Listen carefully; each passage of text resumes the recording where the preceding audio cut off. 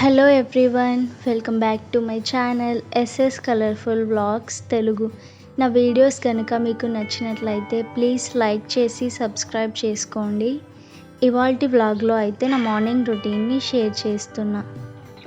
ఇక్కడ మా చెల్లి అయితే ముగ్గు వేస్తుంది. మా చెల్లికి ముగ్గులు వేయడం అయితే బాగా వచ్చు. డైలీ ఇలా డిజైన్స్ లేదా చుక్కల ముగ్గులు అయితే వేస్తుంది.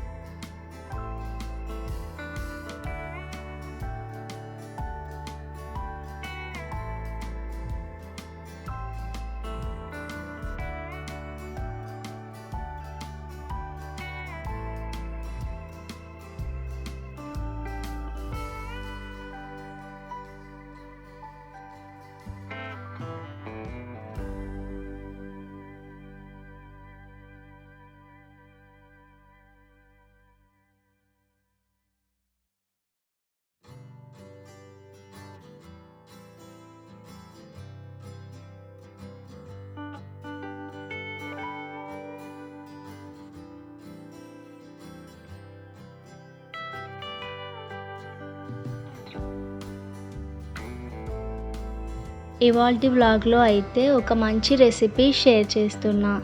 సోరకాయతో సర్వపిండి. ఒక మిక్సీ జార్ తీసుకొని కారానికి తగినన్ని పచ్చిమిర్చి, అలాగే ధనియాలు, కొన్ని వెల్లుల్లిపాయలు వేసి మెత్తగా పేస్ట్ చేసుకోవాలి.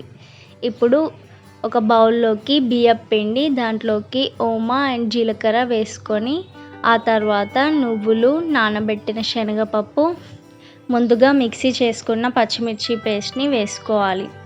ఇప్పుడు దీంట్లోకి కరివేపాకు, కొత్తిమీర, ఉల్లాకు, అలాగే ఇలా సన్నగా పొడుగ్గా కట్ చేసుకున్న ఆనియన్స్ కూడా వేసుకోవాలి. అలాగే ఇలా సోరకాయని బాగా తురుముకోవాలి. ఇప్పుడు తురిమిన పేస్ట్ని కూడా దీంట్లో వేసుకోవాలి. ఇప్పుడు దీంట్లోకి కొద్దిగా కారం వేసుకోవాలి. అలాగే రుచికి తగినంత ఉప్పు కూడా వేసుకోవాలి. ఇలా బియ్యపిండిలోకి అన్నీ వేశాక ఒకసారి మొత్తం బాగా మిక్స్ అయ్యేదాకా కలుపుకోవాలి. మళ్ళీ వాటర్ పోస్తే అవి సరిగ్గా కలవవు. అందుకే ఇలా ముందుగానే కలుపుకొని ఆ తర్వాత వాటర్ పడితే మాత్రం కొద్దిగా యాడ్ చేసుకొని ఇలా సాఫ్ట్గా కలుపుకోవాలి. ఇలా పిండిని సాఫ్ట్గా కలిపాక ఇలా ఇక్కడ చూపిస్తున్న సైజులో బాల్స్ని చేసుకోవాలి. ఇలా పిండన్నింటిని ఇలా ముద్దల్లా చేసుకున్నాక ఇప్పుడు సర్వపిండి పెట్టుకోవడానికి సర్వపిండి గిన్నెలోకి కొద్దిగా ఆయిల్ వేసుకోవాలి. ఆయిల్ వేసి ఈ పిండి ముద్దని ఆయిల్లో డిప్ చేసి ఇలా ప్రెస్ చేసుకోవాలి. సర్వపిండిని ఇలా వీలైనంత పల్చగా చేసుకోవాలి. అప్పుడే చాలా క్రిస్పీగా వస్తుంది. ఇలా పల్చగా చేశాక ఇప్పుడు దీనికి హోల్స్ అయితే పెట్టుకోవాలి. ఇలా హోల్స్ పెట్టుకోవడం వల్ల అయితే సర్వపిండి ఈవెన్గా కాలుతుంది.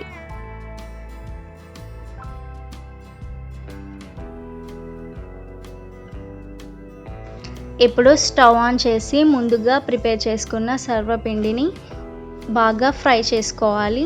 మేమైతే ఇక్కడ రెండింటిని ప్రిపేర్ చేసుకున్నాం. ఇప్పుడు దీన్ని 5 మినిట్స్ దాకా మీడియం ఫ్లేమ్లో పెట్టి కాల్చుకోవాలి. దీన్నైతే గోల్డెన్ బ్రౌన్ వచ్చేదాకా బాగా కాల్చుకోవాలి. అప్పుడే సర్వపిండి చాలా క్రిస్పీగా ఉంటుంది.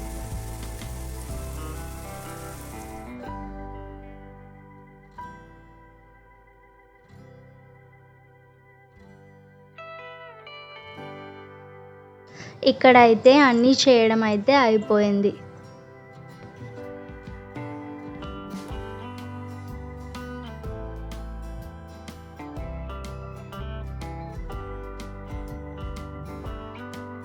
కేవలం 2 ఇంగ్రీడియంట్స్తో అయితే నువ్వుల లడ్డూని ఇలా ఈజీగా చేసుకోవచ్చు.